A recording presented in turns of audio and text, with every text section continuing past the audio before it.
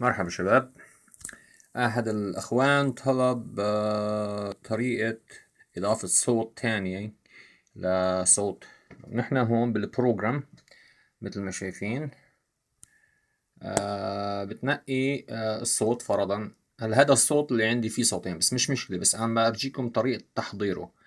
تروح على بيج رقم 1، فيك تحط واحد من هون تروح له او بتكبس عليها، مش مهم، نفس الشيء. اذا بتطلعوا فوق في عندك سنجل، في عندك دبل. بس تحط على دبل صار الصوت مفتوح على اكتر من صوت. بتروح على بيج 2، بتشوف تحت بزيدوا الاوسيليتر، بيكونوا واحد بصيروا 2. هلا بكل واحد فيك تزيد. هلا هون كل ما حد تفتح وحده، لاحظ هون تحت صار في يزيد صوت، تاني في يزيد صوت 3 صار.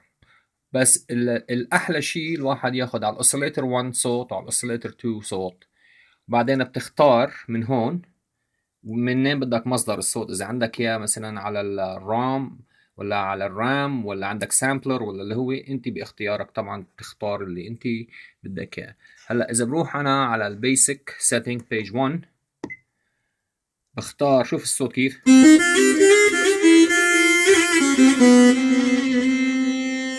اوكي دبل. هلا عملته سنجل، راحوا كل الزيادات.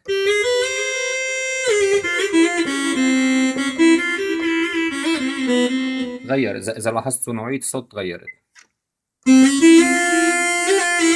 هلا رجعته.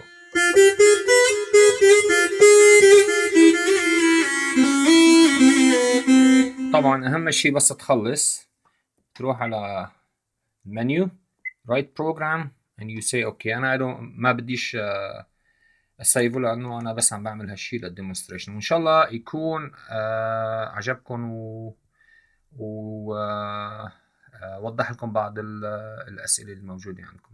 طبعا ده اللي ما بيعرفوا، وفي طرق تانية بس هيدي احد الطرق السهله. وموفقين.